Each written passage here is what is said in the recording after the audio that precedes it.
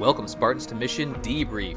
We've played every mission of the mainline Halo video games, and now we're playing every mission from the rest of the games in the franchise in chronological order. Each episode will be discussing our experiences and sprinkling in a little lore along the way. If you'd like to play along and have your thoughts read on the show, email us at podcastevolved@gmail.com or drop us a tweet at podcastevolved on Twitter. We'll be playing The Last Stand mission from Halo Wars 2 on the next episode. If you like what you hear and want to support the show, visit Podcast Evolved on Patreon. You can also receive a free audiobook trial by visiting audibletrial.com/podcastevolved. This episode, we're debriefing the Halo mission from Halo Wars 2. There's a Halo in this Halo game. I'm your host, Colin Perkins, alongside David Arnold. Hello, everybody. And Krista Brown. I hate the big, shiny, mean thing. The floaty one or the circular one? Both of them. They're mean and they're shiny. And also big. Last mission was the Foundry. The Banished were using a portal at the Foundry to board the Halo that Professor Anders unlocked from the depths of the Ark. Alice 130 and Douglas 042 were deployed to stop their migration, but a series of barricades stood in the way. Cutter ordered the Spartans to hijack a Scarab that was being repaired nearby to blast through the blockade and stopped more Banished from teleporting to the ring. After melting through the Banished forces, Alice and Douglas led a short-lived celebration and then transported themselves to the Ring World superweapon. Now, in the Halo, Red Team is reunited on Anders' Halo and are quickly thrown into defense of Alpha Base. The UNSC pushes back the Banished, but a new threat emerges, a Forerunner Retriever Sentinel. Alice 130, Douglas 042, and Jerome 092 help destroy the powerful ship-sized drone, but more are deployed to slow down their progress towards accessing the control room. The UNSC must rush to activate control nodes scattered throughout the area before the Banished can use them to take command of the Halo. The date of the game is April 2nd, 2559. This is the penultimate mission of the campaign. What? No. It is. We're almost there. What? And we finally hear from Atriox. More on that in a little bit. We haven't really heard much from He him. has a frog in his throat the entire speech. He's coughing up something. He's a little snorty. All right, so we'll start off with Actually, David, can you take the mission briefing for us? Yeah, no problemo. So the mission briefing will start when I get to the bit that says, here we go. Atriox. This is the very start, actually. This is not the briefing. Captain Cutter says, we've stopped the Banished reinforcements from arriving on the ring, but Atriox has already managed to gain a foothold near Alpha Base. It's funny how all of our bases are always Alpha bases. Well, the first ones. I guess they have a It's the first base on the ring. Their naming conventions aren't very creative. Yeah, but you never hear about anything more than Alpha. Like, do we have a Bravo base sometimes? Maybe a Charlie base? In this mission, there is. Delta base? If things go real wrong, you yeah, get Zeta base. Yeah, whenever we get Zeta bases. Yeah. Isabel, our troops have been trying to reach the ring's control room, but the routes are cut off by a Banished shield. And then cuts in, we've got to get to the control room so I can deactivate the Halo's firing systems and plant our signal beacon. If I can't do that, we won't be sending an SOS back home, we'll be sending back a very large and very live bomb.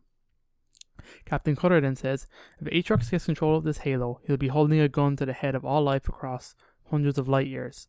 We have to clear the Banished off this ring. It's up to you, Red Team. Spoilers, also the story of Halo Infinite. So now that's pretty much the end. I was disappointed that he didn't say he's holding a gun to the head of the universe. Exactly what Halo I thought about, 1. like the name of the mission. Yeah. Yeah. I also thought that straight away when I heard him Cutter say that. Is that Key's line? No, it's one of those subtexts, like gun held Do you know, to the chapter names? Oh, right. Yeah. That pop gun up held in the to the middle head of of the missions. universe. I think, is that one in the library? I thought so too, yeah. Is it? It might be. It's either that or I like can't Two remember. Betrayals, I think. Yeah. So it's interesting. Let's talk about Atriox here in a little bit. Let's get through all the stuff, and then let's talk about Atriox. Him and Cutter have a little conversation. Then let's talk about kind of what we're doing here and what he's up to. The mission summary is get Professor Anders to the control room and clear the Halo of all banished forces. The scouting report, the Halo will have deployed Forerunner defenses to protect itself. Well, just one big defense at a time anyway. The objectives are defend the UNSC base and then capture and hold the control tower. So we're playing, it's called Domination, right? Is that the game mode that we talked about before, where you're controlling the 3 nodes? We did this in a previous mission a while back, so Yes. similar type of setup here. The optional objectives reunite the 3 scattered groups of UNSC forces, so there's 3 around the map. I'll just say them here in case we forget to talk about them during our walkthrough, but there's one off to the right on your way to the Bravo base. There's a Kodiak, a Warthog, and some Marines. And then there's also some to the right of Bravo base, like kind of right behind it on a little platform. There's a Scorpion and Wolverine there.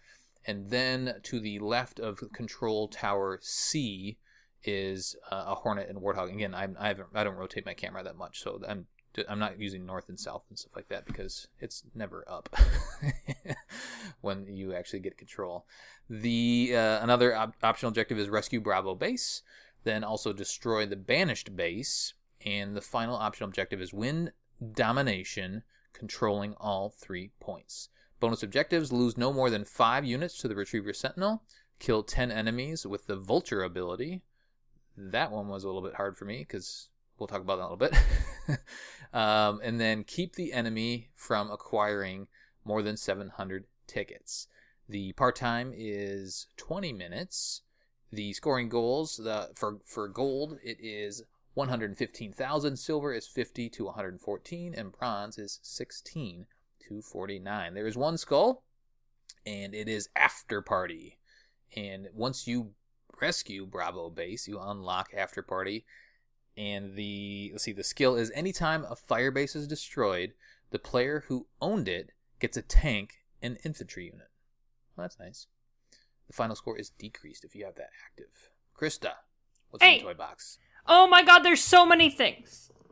All it's right. like everything. It is everything. Yeah. Our hero units are Alice, Douglas, and Jerome. No one's dead. No one's taken a nap. They're all here. Yep.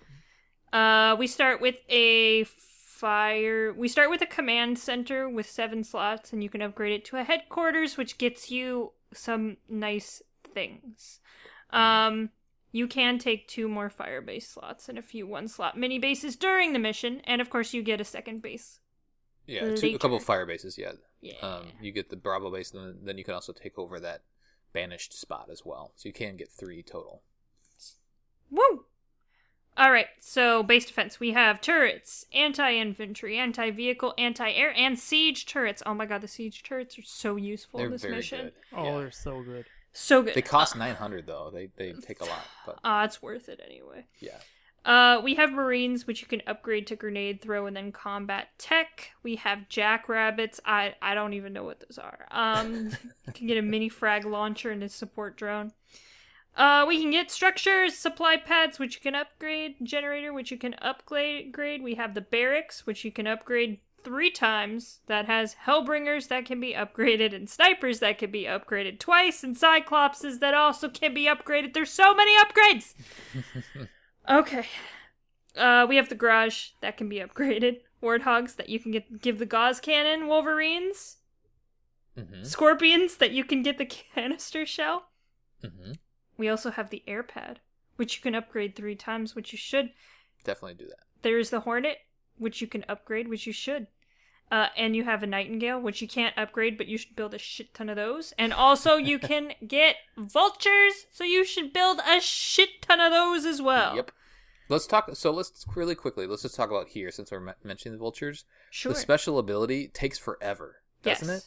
Yes, it does. Like you hit, I have them all selected. I'm hitting R on my keyboard. You guys use Y. Ew, keyboards. And it takes forever to deploy this thing. Yeah, you see the red kind of line. Yeah, you see the red line, and then a lot of times the enemies that I'm aiming at will be dead by the time the missile actually gets there. So I had the hard time getting that bonus Just objective. use it on the Retriever Sentinel. But you have to destroy it. Does it destroy it that quickly? No, I think it just damages it. Yeah. So in order to get that, I've ended up getting it. It took me a while. I just built, like 10 vultures in my last playthrough. That you should be doing that all the time. Why aren't you doing that? Floated them around. All right. Continue. We have the Armory, Advanced Logistics 1, 2, and 3, Reinforcements 1 and 2, and Fortify 1, 2, and 3. You guys know the drill by now. Did you start? I forgot to go look back. Did we start with Reinforcements 1 already? Yes. Could we get up to 100? Okay, that's what I thought. Yeah, we started with 100, and then you could only upgrade it once. We have many Spirit of Fire abilities. Restoration drones that can be upgraded 3 times, Archer missiles that can be upgraded 3 times, Battle Harden, which can be upgraded, Locust Mines, which can be upgraded, ODST Drop, Turret 1 and 2, R&D 1, 2, and 3, and Holographic Decoy 1 and 2. So many things. Oh my god. It's almost like this is almost the end of the game or something. Right. Alright, we also have some hero units, Warlords, which just kind of pop up on some of the points every now and then your Spartans start screaming that there's a Warlord at the top of their lungs. They have the abilities Hammer Pull, Hammer Stun, and Siphon. Warlord gains health with each attack. So when I did, I played this, I had previously turned on all the skulls, like the exploding skull. Like the one, I think we talked about it last mission where they do the nuclear explosion. Oh, yeah? We hadn't done that. So I turned it on, and I forgot it was on because I played the previous mission. And then when I came and played this, there was a couple times when either my Spartan fell or the Warlord died. And it just exploded all your everybody. Yeah. Oh my god. It's an amazing thing though. Like it's like this little mushroom cloud. It's a huge cool AoE effect. It's worth turning on and just having some fun with. Alright, we have ground units, Grunts and Brutes, Suicide Grunts, Jump Pack Brutes, Elites, and Hunters. There's some turrets. We have some vehicles, Ghost Choppers, Marauders, Reavers, Wraiths, and Locusts, just the normal stuff.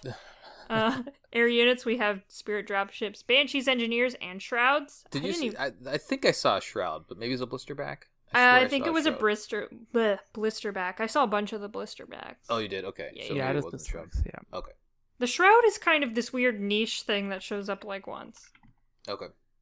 But the leaders have powers, and they use them all the time against you all the time, and just destroy all your shit all the time. And they have the glassing beam, and they have the vortex lightning.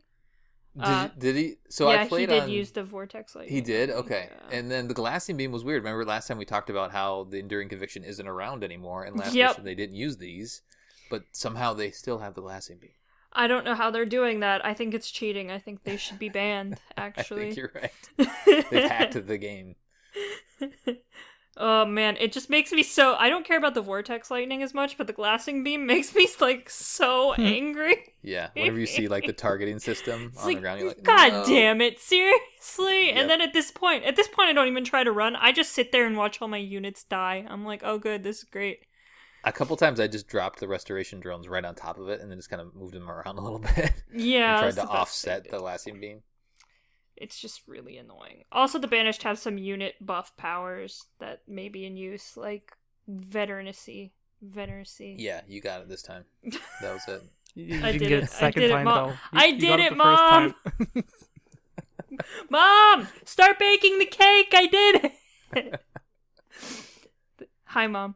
And that's it. That's all the things, just a couple things. They just give you a couple. I really wish they would give you everything, but whatever. It's like all the stuff, but maybe not all of it. It is pretty much all of it. Yep. Well, we are on the second to last mission, so I already said the big P word, and Pussy. we have a little bit of a gameplay cut, and we get to hear from Atriox, and Atriox is a little snarty. And I feel like he sounds different than he did in the beginning of the game, but I also didn't initially recognize him because of that. Yeah. I think there's a weird filter on his voice. It sounds like there's a filter on his voice to kind of make him seem like he's talking through a radio or something. Yeah, maybe there is. That's true. Yeah, which he, is. So he has a little conversation. He finally calls out Cutter. I'll just read it verbatim, and we'll talk about it afterwards. He says, Captain, your troops fight with tenacity that almost matches my Girolane brothers. I'm impressed. You and I are survivors, and I respect that.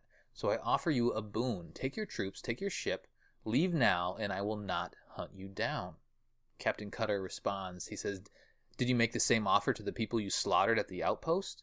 We're not going anywhere. We're only talking right now because you know I'm going to take this ark from you. And Atriox laughs. He says, luck, treachery. These are the only reasons you still live. He's saying that Cutter's just lucky. Where's the treachery? That's what I got intrigued about when I heard that today. Yeah, that's interesting. Just to finish up the quote, he says, very well, I admire your spirit, but you've just sentenced your little ship to oblivion. Little ship? He doesn't even have a ship anymore. Yeah. What's he boasting about? Stupid. He's talking a big game here. And so this conversation is happening, and the camera is showing the battle going on in this map around the ring and whatnot. And then we zoom into our three Spartans here in a little bit. But let's just talk about this conversation. Clear your throat before you start talking. Yeah. It's almost too much, the kind of like It is. snarls. I think so too.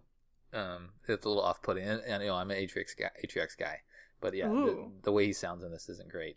But his dialogue is interesting. But we still, again, we've talked about it throughout this game. We still don't really know his motivations. Like say this mission doesn't go as planned, and the Banished get control of the ring. What are they gonna do? I don't know. Fuck shit up. But that kind of goes against to what we've talked about and why the Banished are appealing is they're just taking up, the Covenant and humans, and they're saying, all right, let's do our own thing, and hopefully everybody else leaves us alone. If people are going to fuck with us, we'll fuck with them, but just leave us alone. We still don't really know the motivation. I guess wanting the ring, I guess it's just like he wants the biggest gun. Maybe like the biggest negotiating kind of thing. Maybe he could treat it as a homeworld. Like maybe that's why he was just chilling on the Ark to begin with. He's like, all right, I'm just gonna hang out here. We're gonna be here. Well, he's kind of. Do we think he's doing this because of the brutes? Because he's pretty. At this point, Atriox is pretty much the leader of the brutes right now. They're all kind of rallying behind him. As far as we know, we don't know about what's going on in their homeworld. Yeah, there's various sections of brutes because they pop up in the books and everywhere else, Yeah. I definitely say at this stage, probably the Banished are probably the biggest. But that's purely guesswork because they could come out with something else. But I don't know. Yeah, we still don't really know. Hopefully, Infinite might give us a bit more.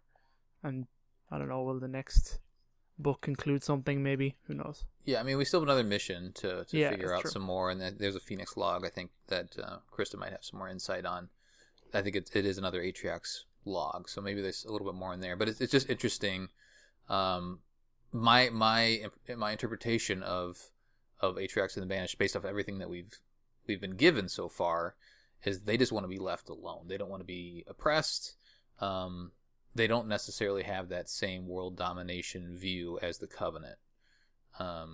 So not openly, anyway. Yeah, that hasn't been communicated yet to them. So we'll see. So if he does get a Halo ring, would he just hang out on the Halo ring and just go and get more resources and more army? Or would he actually use it to threaten other worlds? Maybe he'd use it to threaten the Girolane homeworld I don't know. Anyway, we'll talk more about that probably in the recap as well, or unless anything else is revealed in the last mission. But it's just a little curious. That's still hasn't been completely ironed out for us. The gameplay cut I think is fun, where you see Alice and Douglas and they're kicking ass, and then you see Jerome. I think Alice maybe says, "Who's going to take that one?" Then Jerome jumps on his back and uses a Spartan laser to get that hunter. I wish that was a blur cutscene of the Spartan laser like exploding the a point blank hunter. Spartan laser. That's those those little Legola would be fried. It'd be It great. would be all over the place, like big splatter. Oh, I just imagine it in my head. It looks really nice. It's a little goofy that Douglas only has his pistols. That's one of the bits that, like, it says it's a quote-unquote a mistake, but I don't think so. That was obviously something deliberate because they didn't want him standing there with a rocket launcher shooting people point blank, is what I'm guessing. Yeah, that's true. That's the only thing he carries other than the rocket launcher. Yeah, I mean, I guess, yeah, it's a weird thing, but it says this is probably something, and then maybe that ties into the other game modes, but it says this is possibly due to the fact that all Spartans are fully upgraded when the gameplay starts. So I don't know, do, like, when you get the Spartans in the other game modes, do you have to, like, invest research into, like, leveling them up and giving them power weapons? Do they start with baser weapons? You do, yeah. You have to upgrade them along the way. Maybe that's just something there? I don't know what happened there, but I don't know. Yeah, it's just a little goofy. Yeah. It's probably just for the cutscene mechanic, is what I'm guessing. Yeah, that makes sense. We have Alpha Base right here, right next to us, and there are a bunch of UNSC forces that we can't control, so they're all yellow, and they're pushing back the Banished right here. And so you can kind of go around the area and then gather a couple of resources. There's a couple resource silos nearby. You can go grab those, and then head up to the battle and push back the Banished. Once you do push back and then you also have your base there. And Krista, what did you do to that base right away? Because there's a couple slots that are open. Well, I built a vehicle depot, and then I built a bunch of supply pads. Oh, yeah, sorry. And a bunch of supply pads, because the big mean shiny thing is about to fuck your shit up. Yeah. So you just need to make like 1 million Wolverines, literally as many Wolverines as you can make. Oh, is that what you did? Okay. I should have yes, done that. God, that thing really fucks your shit up. But if you have Wolverines, it shreds it, and then it leaves you alone. Oh, okay. Did you have to play this mission more than once to figure that out, or did you? On my first try, I didn't remember that the retriever did that. Mm-hmm. And it just destroyed my base. And I'm like, oh, that's interesting. What a great way to start the mission. Okay. And then you're done? Yeah. Once it destroys the base, you're done. So if the Retriever Sentinel kills your base, you're done. And on Heroic, that thing just shreds through everything and goes straight for your base and pretty much kills it in 2 shots. It has like this flashlight move, right? Like so it shines this flashlight on the area, and then it just zaps it. Yeah, and it does that twice, and you're dead. So you need to build like as many Wolverines as you can, and then it dies. Nice, and then it goes away. Such bullshit. Well, I was so mad. I'm like, why would they do this? I forgot. Does it go? It goes away, right? Or does it come back? No, it never goes. It repairs. It never goes back to Alpha Base, though. It stays away from Alpha Base. Right. It just goes between B and C after that. It doesn't attack bases directly. So I was reading a little in the fancy strategy guide, and it says that you can see retrievers on the map. I think. Yeah, you can see them on the mini map. Yeah. No, like on the floor somewhere, like in the what we call it, the floorscape or whatever. What do we call that? You can see them. You can see them even if you don't have units around there. Is that what you mean? I'm saying they might be dormant, like somewhere on the map. They're just chilling. Oh, they're It's in the very middle. All those kind of those blue floors. Mm-hmm. They're all in there. So every time a Retriever Sentinel gets destroyed or has to retreat, it comes back from that area. Okay, gotcha. That makes sense. That's kind of cool. I like that touch. So you do destroy it, and then it does hurt you. I don't remember. I never damaged it myself. It was usually the Banished that did it, and the Retriever Sentinel just pops off of the map basically on the mini map. So it's like, oh, okay, and then like after a couple minutes it reappears. So I'm not exactly sure what the animation is, if it actually explodes or if it just like retreats like at the beginning of the game. I think it becomes like invulnerable and it just disappears. Like it just stops taking damage and it retreats. Like right, when you get it to a certain level, I think it just yeets out. Like I think it's the same one that repairs, because I think Anders has a line of dialogue where she says you can force it into repairs or something like that. Yes. So it's clear that you're not destroying it. Do you know what I mean? So I think it goes into that blue shielded area and then it pops out again. Gotcha. So that retriever is just A nice guy. terrorizing us the entire mission, and it just rotates around. You can use him points. to your advantage, though. You can. It's great. Yeah.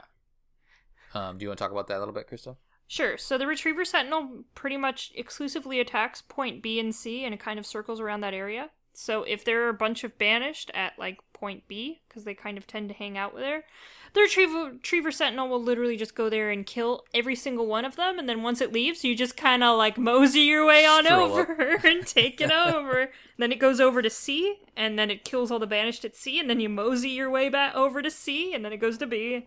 I just kind of bounced back and forth, so every time the Retriever went and cleared everyone out, I kind of just went over there, stayed on the point until the Retriever came back, and then switched to the other one. Oh, nice. Why don't we talk through the mission a little bit? Why don't you just keep going there, Krista? Did you go and get Bravo base at all? Or did you just go to the control points? So my strategy with this was to at least have 2 of the points captured at all times. It's kind of the best thing to do. You don't really have to have all 3. So I had kind of 2 massive hordes, and my hordes kind of included a Spartan in each horde, so one horde had 2 Spartans, at least 3 vultures, a bunch of hornets, and 2 nightingales. So the first horde literally just sat on point A, and I always had control of point A. Nice. Okay. The second horde goes up to Alpha or Bravo base, establishes a hold there, and goes straight to B, and kind of hangs out at B until the Retriever Sentinel comes by, and then it goes over to C.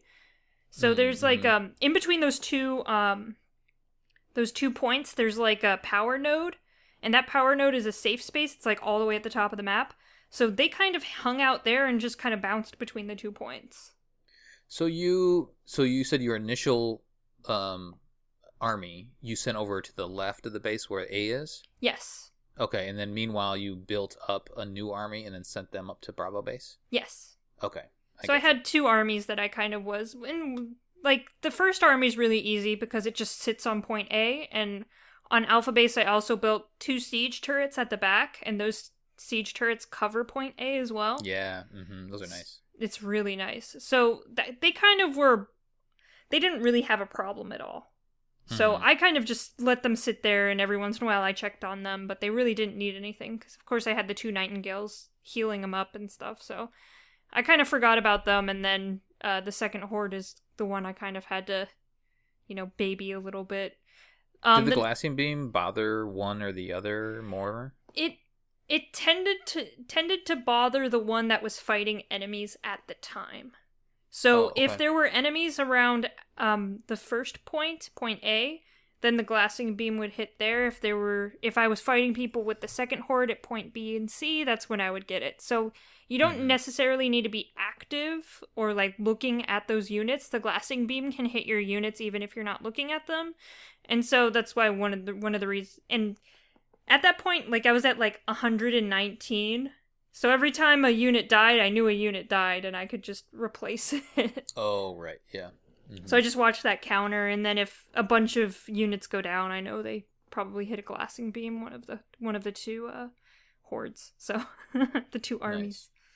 Nice. How did you take over Bravo base? Was that a problem for you, or not really. I had 2 Spartans, a vulture, and a couple hornets, and maybe a nightingale is kind of what I was running.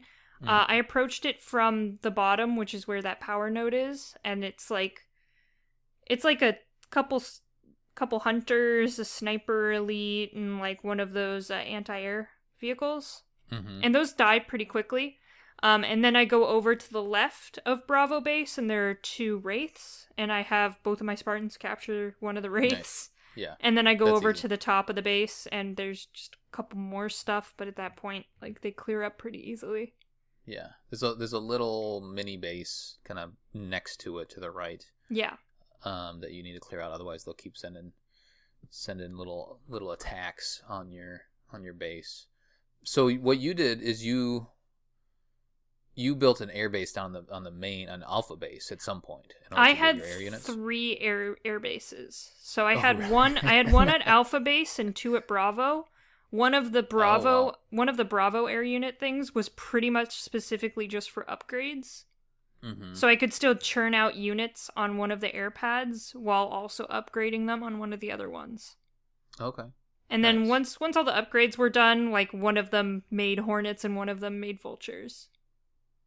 Did you notice the Banished taking over a control point before you took over a control point, or did you grab A too quickly? So the Banished will make the first move on that, so they usually go straight for A. Yeah. So there's it's not like you make a move and then they make a move. They will start taking shit over pretty quickly. So if you just turtle, they're gonna start to do stuff regardless. They will take all 3 caught me points out pretty pretty good. quickly. Yeah, they had all 3 on my game because I was just like, Oh, they did. I had nightmare flashbacks of my original playthrough of this, which was terrible. And I was like, once I saw the big thing, I was like, oh no. So like, I had a massive army at my base and kept it there for like way too long. And then they started saying, we're almost losing. And I was like, oh fuck. Is when that kind of gave me the kick up the arse. And then I split up my forces and went straight to A, sat there, found their base, went, oh fuck no, came back. And then just kind of held A while I sent my other force in just like a semicircle around the map, grabbing everything. And then like, so you got Bravo base too, or did you just go for the control point? I did get Bravo base. When they kicked it out and said, "Oh, we're being attacked," I was like, "Stay there, I don't care." So I let them die and then picked it up. So the Banished didn't put a base on top of it? They didn't build on it. No, they didn't. Oh, okay. They destroyed it and just left it there. One thing I thought was funny is that like warlords were dying all the time, and it wasn't me killing them. And I just kept hearing like warlord It was was being the killed. Sentinel, yeah. Yeah, thought that was pretty funny. Oh yeah, because they're way easier on normal too. Yeah.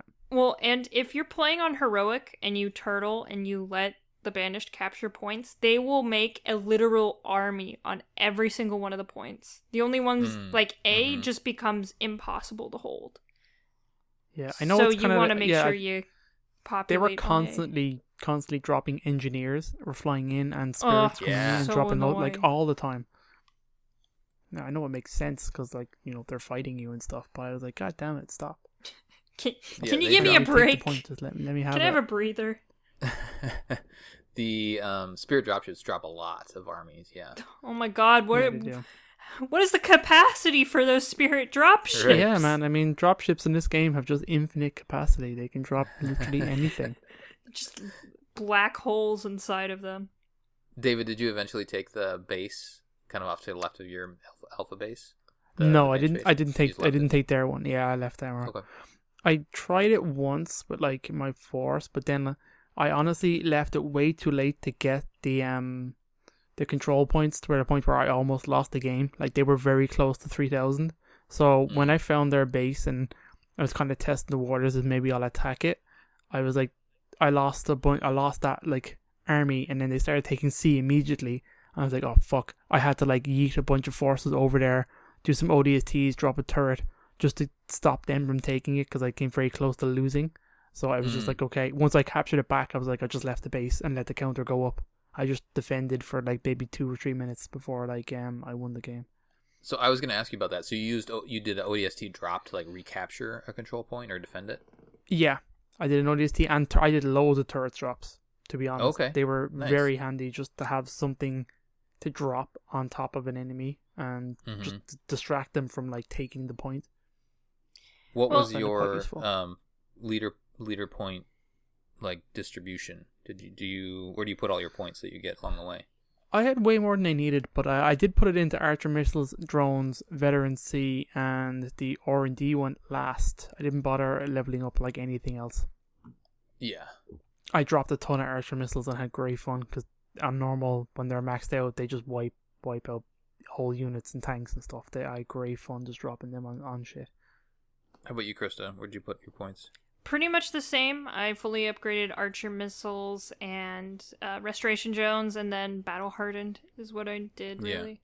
That seems to make the most sense. Like that's the smart move right away. Yeah. Especially restoration drones, because then you can save yourself from building up new units. I mean, that seems universal. And the veteran seek, then they can just hit harder. And the archer missiles are nice because if you control a point but you have no units at the point, you can still drop archer missiles at it. Right. And that's what I did to drop my turrets and ODSTs, even though I didn't have units there. I was able to reinforce it because I could technically, the fog of war wasn't covering it up, which was quite useful. Yeah, the R&D one is interesting because you already have that ability in the armory where it like speeds up, how quickly you build stuff, and it so it's like an addition that is kind of not necessary. I don't know. It's either you go for R&D right away, or you wait and just either not do it or just wait till the very end. But I don't know. That one's a little bit of a weird one. And then the holographic decoy, I feel like you would never need that in campaign. Maybe you need that, or maybe it's useful when you're playing skirmish or something like that against somebody online. But that one's just a weird one to me. Maybe you could tactically use it to draw enemy forces out and into the line of fire of something else. But like I used some snipers to kind of like pull some units into my siege turret range. I did that once or twice and felt really like tactically clever, patted myself on the back there. But the holographic decoy is just like a Spartan ability, right? I have no idea what it was. I thought it was a thing you deployed. Is it a Spartan ability? I thought I've never used it, so I have no idea either. For some reason, I just thought it was. For some reason, in my head, maybe I did use it once. I thought it was you set 2 points, kind of like the archer missiles, and a Spartan runs between those points. Oh, okay. And then in my head, kind of like Halo 4 stuff. Yeah, that's what I thought it was. But no, I've never actually used it, so who knows? Well, maybe I'll try to do that before the last mission. Yeah, I did something pretty much similar. Well, similar to you guys. I think the first playthrough I went over to, I got A, and then I continued to go to the left, and then I tried to attack that base, but it was just too hard. I didn't have enough of army or veterancy to take it over, and I just wiped. I was like, oh, okay, here we go. So I was like, all right, so I'm going to go the other way, and it seemed to make sense for me to go, I didn't even get A until the very end. I saved A for the like my last control point. I just built everybody up and sent them up to Bravo base, then established, built up Bravo base a little bit. I did a mix of vehicles with Scorpions and Vultures and Hornets and whatnot. And then sent everybody, I just kind of did counterclockwise around the map. And then by the time I got B and then C and then sent everybody down, I did destroy the banished base, and then once I did that, I went over and got A. And then at that point, it was just kind of bouncing around between the points, because they do drop off a lot of armies along the way, and then they go try to recapture the control points or the power nodes. And so it's just kind of managing that after that. But I did finish the mission on normal and heroic, where I had all 3 control points. So it's very manageable. I feel like on both of them. The addition of the glassing beam, though, is a pain in the ass. It's so annoying. Yeah, and then there's a lot. It felt like there's a lot more engineers on heroic as well, kind of just defending and healing and whatnot. But overall, it's not too bad. It's an interesting mission because there's a lot to do, and you can build up. As Chris said, there's so many. You pretty much have everything at your disposal. So you can play it any way you want, really. Mm-hmm. And there's no real. Well, I guess there's a timer in the sense that you need to beat them to the 3,000. I think they call it tickets, domination tickets. So this mission can be quick if you're able to just take those control points quickly and just not let the banished have them at all. Probably more likely on normal or easy than on the higher levels. But then, so the mission can take a while if you just kind of take your time. But I never felt like I was in a big rush either. Did you, David, feel like well, I guess you might have I been, did, but it was self-imposed. You waited too long. Yeah. But that was good because it gave the mission a bit of kind of urgency, and near the end there was an element of, oh shit, I'm going to lose this. So that was kind of fun, but not the correct way by any means to play this. Did you feel rushed at all, Krista? Once I got a hang of the mission, not really. Mm-hmm. On my nice run, I did great. Once you kind of like understand what's going on and kind of get a rhythm, it's pretty casual. Just like la, la, la, la, I'm gonna move him here. I got 2 points. They Make only some won, I'm gonna win. units. Okay. Mhm. Yeah, and I feel like a retriever sentinel, he moves around the map slow enough that you can really just avoid him if you want. There's a couple times where all of a sudden I was just getting, whatever his laser beams are, they're on you, and I was like, oh crap! So I just kind of moved out of the way, so that I didn't even fight him. For the most part, I didn't engage him at all. I just got out of the way and avoided it. Yeah, just let the banished take the brunt. Right. One fun trick that I did do is my vultures moved over. There were at one point, I think it was control point B that the banished took, and there was a warlord there, so I moved like 5 vultures over over to that point, took out the warlord and all the other banished that were right there, but then I couldn't take it, so I was like, oh, I'm just going to drop some ODSTs right here, and then dropped them there. They took the point, and then I was all good. We're back on track. So that felt good. A good use of the ODST drop, and like a natural use of them. Let's see, the mission ends as soon as you do get the 3,000 tickets, and then it does something a little weird that it doesn't really explain at all in my mind. Like when you're listening to the dialogue and trying to follow the story, it makes it sound like you controlling these nodes is going to then give you access to the control room or allow you to enter the control room. It doesn't say anything about you taking over this retriever, which it describes at the end. She talks about it. Yeah. Like she does in the dialogue? Yeah, once you get 2 or 3 points, she's like, all right, I can hack into the retriever sentinel faster. Oh, okay. I just missed that. I never learned that, yeah. Gotcha. So you have to actually pay attention, is what you're saying. Yeah, you have to pay attention. Yeah, Colin, jeez. Well, that's my weakness. So that makes sense then. And then you kind of see it bugging out a little bit, and then she takes control of it, and then it spins around, and you see this like the blue shield around the control room. Which again, the control room in Halo Wars 2 is weird because it's not a room or a structure. It's like this open air control point. I mean, it couldn't be the like classic pyramid thing because you wouldn't be able to fit that much shit on it. So yeah, no, I get, yeah, right. They had to switch it up a little bit, but which will be interesting to see if this comes into play. Like this same approach to a control room will that carry forward in future Halo games? I don't know. It'll be interesting to see what they do with that. It won't be a Halo Infinite though, because it's a completely different installation.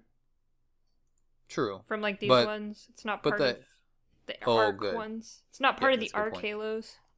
Good point. They've all been slightly different, to be fair. They're not like every ring wasn't like a carbon copy of the previous one, so I like the idea that they're a little bit different. And it's obviously Infinite's the most fucked up one, so they have the biggest amount of deviation, let's say, from the norm that they can play with. And then you see, at the very end, you just see Anders getting dropped off by a pelican. She hustles out towards the control room, and then we fade to black. Oh, I'm so excited. That mission is so much fun. It's really good. Yeah, lots to do. Oh, the last mission, you mean? Oh, yeah. It's really I don't remember fun. it right now. Yeah, I played it for just a hot second, and I had forgotten all about it. So, yeah, it'll be fun discussion next It's very episode. different. All right. Any trivia that we missed, David? 2 very small bits. After fighting off the retriever for the first time, only the non-player allied Kodiaks become controllable by the player. If you manage to fight off the retriever before it destroys most of the allied units, they will not become player control and will remain in their position for the rest of the mission. So I thought that was interesting. You can have some permanent allies if you're quick enough. Yeah. Then we'll count against your units then. Yeah, that's true. I thought I was really clever because I managed to save about 2 or 3 of the Kodiaks, so I was like, hell yeah, 3 units. Krista, did you do that at all? Like, did they stay there? I think I had 2, and I just forgot about them and abandoned them because they weren't flying units. I mean, I remember one of my first playthroughs. I saw there was like one Cyclops left, just like this little yellow Cyclops just standing there. I was like, "What is this guy doing?" Oh, nice. I thought it was glitching out, but no, that's interesting. And that's pretty much it. Like you've the thing with the Douglas, and the only bit of trivia else that's even worth mentioning is the after party skull. But you already mentioned that, so that's kind of all I got. I do want to mention one thing. Yeah. You know Ooh. how I made a bunch of Wolverines to kill the Retriever Sentinel? Yeah, what Yeah. did you do after that? I sacrificed them to the Retriever I thought as Sentinel. much. What? I needed the unit space. I don't want. What am I gonna use? What am I gonna use Wolverines for? I just had Just them rolled them kill. out towards the retriever that was the replacement retriever. Yeah. Well, you can't kill them, so you gotta do something. I need my vultures. I need space. It's like I gotta make space, guys. You guys gotta go. So I sacrificed. That would be them. an interesting gameplay mechanic if, as of recording, there's no Halo Wars 3, but if you could like go put your vehicles in the garage and then redeploy them. You know, you could kind of do that in Halo Wars Like 1 scrap when you're them on for top. something else. Yeah, when you're on top of the Spirit of Fire. Remember, you like put Yeah, them you back could put into 'em in. those garages or whatever they were. That's just like a garrison mechanic. Yeah, but yeah, it's a garrison mechanic, but it's also like they're not firing. You want to out from recycle there. them. Yeah, Yeah. like You wanna do I want to yeah. take these. I don't want to lose them, but I want to turn them into something else or redeploy something else. That could be interesting. Just give me some supplies back. Yeah, right. Refund. I want a refund. I want a refund. I used these and I didn't like them. I don't like these anymore. Oh man. All right. Let's see. We have one Phoenix log, Only one. and it is south of the main UNSC base, next to the 2 power silos. So it pretty much gives it to you right away if you explore that initial area at all. What do we have? All right, so this is Rise of Atriox VI or 6 if you're a normal person. It If you're is from Rome. it's our friends S&D who are talking still. So Oni Section 0 board surveillance transcription of internal communications between subjects S and D. 3:15:25:58. 17:02 hours. Full transcript available on request. S. Sir, it's me. We've lost him. He's completely disappeared. D. You can drop the sir. I'm not your boss anymore, remember? I take it I know which him we're talking about. S. Every one of our sources says the trail has gone cold. Those that are still answering my calls anyway, without Oni channels at my disposal, the only people talking are those who owe me favors. D. They don't need us now that the war's over. Forget about it. S. Forget it. Atriox has assembled an army somewhere out there, and we still don't know what he's after. I've got connections on Doizek, and he's become a symbol to the Geralhane, a new leader to rally around. While we've been fighting the Covenant, he's been growing and gathering his forces. The last time we heard from him, he had captured a whole host of Huragok, Forerunner engineers. You know what those things can do? D. Listen, I stopped caring when they cut me out. They pull me up on a few shady deals after what they did to the Spartan 2s? Hypocrites. They ask you to get your hands dirty, and then they're too good to shake your hand. The only reason I'm not in some detention station is the stuff I have on them. So, let them find out about Atriox in their own time. Don't call me here again. We're done. So, That's cool. That's we a just really cool witnessed a conversation. breakup. I'm sorry. Mhm. S&D did So- a nasty breakup. So is S's Oni? I think they're both Oni. I think D was the superior leading the Atriox investigation and got in trouble, and S is still reporting to him because he just cares about what's going on. Okay, cool. Yeah, it adds a little bit more depth to the Banished. But yeah, very interesting. I like these. All right, let's do some community and we'll get out of here. David, what you got on Facebook? I have the Facebooks. Colin Perkins created a poll. Here we go, people. It's a bit of fun times. Admin 2 days ago. Who is the best member of Red Team and why? Question for Mission Debrief, Halo Wars 2, the Halo mission. There are 3 choices. No surprises. I think the winner, I think actually the sequence of this is predictable. Got a good few votes, to be fair. We have Jerome winning, 092, sorry, Jerome 092, Alice 130, and Douglas 042. No Douglas love. But I think that's fair enough because the other 2 characters are really more enforced. Like they have more, let's say, quote unquote, screen time than Douglas does. Yeah, but I mean, Douglas has some cool moments. Like he's the one that drives the Scorpion, and then he has that big return that we talked about too. So but I feel like maybe because he was fleshed out more. Well, first he was injured. He was dead. And he was dead, and then he was fleshed out more after the fact. After Jerome and Alice are both fleshed out, so yeah. I mean, the other two do get more screen time, and overall, I feel like they have better moments or better personalities. So that makes sense. Yeah, some of the good comments are pretty good. Obviously the parallel between Jerome and Chief is called up a lot, and I do think it's kind of cool because I think a Jerome and Isabel dynamic would be pretty interesting. I think to play and see that fleshed out. We got that kind of touched upon, but like that would be pretty cool because Isabel is nothing at all like Cortana. She's way different. She's a logistics AI, so obviously she's been shoehorned into a situation where she has to adapt. I thought that's pretty cool. Yeah, but she's clearly powerful. I mean, based on what she did. She clearly adapted quite well to her surroundings. I think that was pretty cool. Alice is obviously awesome. Ryan says, I love how Alice goes all Red Dawn on the Banished. Hit and run guerrilla tactics are very useful in their situation. That's pretty much what Spartans were trained to do, so yeah, they're very good at it. A lot of Alice love. She is total badass. Why wouldn't you? Luke kind of says a PS, Per Douglas going to get his ass kicked again. Yes, he does. But unlike George, he didn't die like a wimp. He came back, stuck around.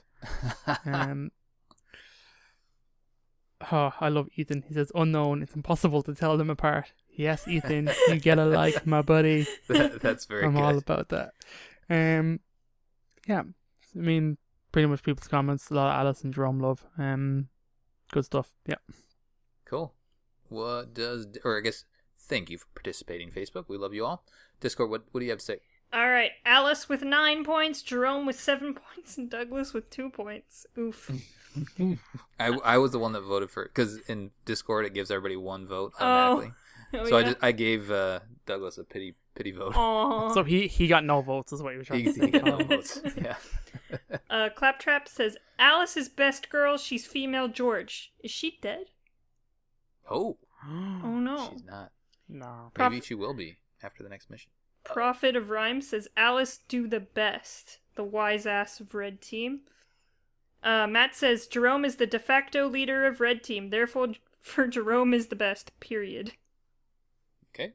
Jedi Spartan 38 says Jerome because he has the best cutscene of the game where he and Isabel decimate the banished / enduring conviction. Pope says, I mainly like Jerome because he's one of my favorite leaders to play online. Morale boosting and Marines rushing is fun. Those must be his abilities. Tom Bomb says Douglas because he is the single worst member and he represents me the most. Oh, he ain't all bad. Dezuto says Douglas because of his glass shoulder. Because it gets crushed. Some Douglas love, kind of. They're making fun of him. Garkin just says Alice. Hector says Alice because her big ass machine gun makes me jealous. Mine is only 99 millimeters and only 400 RPM. And then Cass, with 5 minutes ago, she commented with the clutch, Alice because I really like her.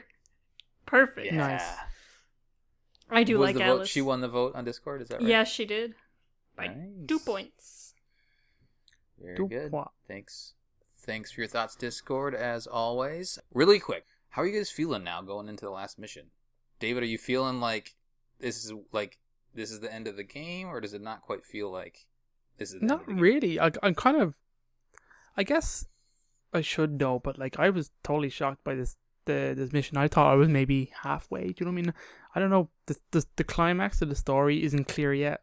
Do you know what I mean? We know what they're trying to do, but I never thought that we know that Anders is trying to get a message out, but I didn't think that that would actually be the end of the game. That little kind of cliffhanger.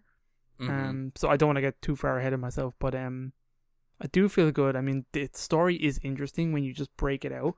It feels a bit weird because obviously RTSs are weird ways to tell stories. Anyway, sure.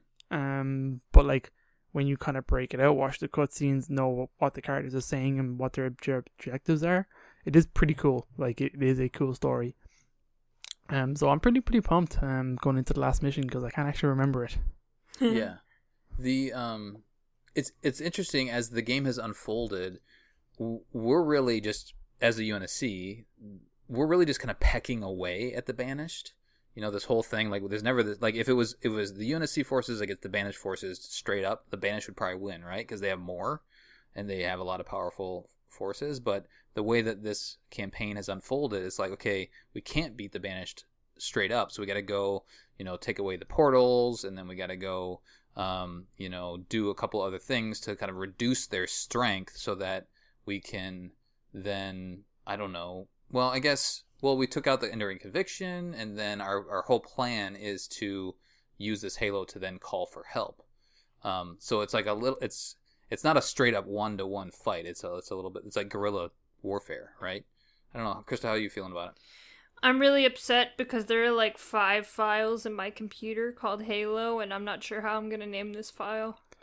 Well, this one has a cool name, and I think I know, like, the Halo. Halo. That's a pretty cool name, I think. But if I search Halo to find the file, it's a lot to go. It's a lot to go through. It's Andrew's Halo. It's her Halo. It's her. It belongs to her. It was her idea. Don't take away her Halo. But True. I do. She built it. She did all by herself with her 2 hands. Mm-hmm. So I think the pacing in Halo Wars is a little weird. I'm not sure if it's because we are playing it mission by mission. It kind of interrupts the flow of the game a little bit. Sure. But yeah, it does feel a little weird that this is the second to last mission. I mean, if it might just be because like the cutscenes are so few and far between, so it's like hard to tell when you're transitioning to from one act to another, because we went so long without cutscenes, and ever since that space battle, we haven't seen another one. So yeah, that might be it. I'm not sure what it is. I know the next mission is like super epic, so maybe that will kind of help us with the pacing a little bit. Mm-hmm. But we're definitely not playing Halo Wars the way it's supposed to be played. Yeah, that's true. It's interesting because we have, like, Atriox is set up right away, super powerful, but then we never really face him again. Maybe we'll see what happens in the next episode, next mission. But we haven't seen him. We haven't battled against him specifically, like his hero unit or anything. We haven't seen that on the battlefield. We saw Decimus, and we've seen Warlords, but we haven't seen Atriox proper. So that, I feel like that makes it feel a little weird. We like saw him right away. He's a super powerful being, and then we kind of slowly chip away at him along the way, and it's building up to this final mission. But you almost expect like a full arc be like, we see him right away, he's powerful, then we face him halfway through, and instead of facing him halfway through, we face Decimus. Yeah. And Decimus never really got any any character development. I think what they were trying to do is kind of paint him like the opposite to Captain Cutter, where he never is on the ground doing things. He's always, sending units out kind of above the battlefield, like what we're doing. Yeah. I think that's kind of how they painted his character the entire time, and especially in some of the advertising and stuff like that. And like you'll see some of the cutscenes that we're about to look at kind of do the same thing. Sure. So I think that's why. Also, I think 343 knows they have a great character on their hands, and they can't really put him in any danger because of that. Yeah. Because we've only seen him in cutscenes. We saw him in the first cutscene, the cutscene where his ship got damaged, and this kind of just weird kind of gameplay cutscene. So I think that's why, but it kind of makes him a little aloof and weird, and I wish that they just had them like fighting back and forth like throughout the campaign. Yeah. Like if we heard, like if every time we entered a mission, like Atriox and Cutter are like fighting, like spouting shit at each other. That we just heard in this mission. Yeah, I think he would be more of a prominent figure in the game. Because he kind of stays in the background the entire time. He's kind of hidden, which kind of makes sense, but at the same time, yeah. They keep him mysterious, which I kind of like too. It's kind of like something they can bring out in their back pocket. I think obviously they were being clever and not presenting him in the game as like, something you can kill after creating and setting up such a big character. Right. Yeah, I think there needed to be more from his perspective, like maybe more cutscenes or something. Like maybe when Cutter is giving his speech, Atriox is giving like the anti-speech to brutes or something like that. Just so there's more of a connection that Atriox is the anti-cutter of this game. Like, he's doing definitely. the exact same thing that you are as a player. But opposing you. Yeah, but opposing you. So I think that kind of angle, because that angle keeps Atriox out of trouble, but still keeps him in the picture. I think they could have used that angle a little bit more. Mm-hmm. Yeah, just one more cutscene somewhere in the middle. Yeah, just something. Yeah. So maybe him looking down at the battlefield or something like that, kind of like what Cutter does. Yeah. We'll talk more about this in the recap, but it's an interesting point, I think, just to have this discussion here going into the final mission. All right, that will do it for our debriefing of the Halo mission from Halo Wars 2. On the next episode, we'll be covering the final mission of the main campaign, The Last Stand. Send us your thoughts at podcastevolved@gmail.com or drop us a tweet at podcastevolved on Twitter. You can also support the show by visiting Podcast Evolved on Patreon. And don't forget that free audiobook trial. Visit audibletrial.com/podcastevolved. Until next time, evolved. Evolved.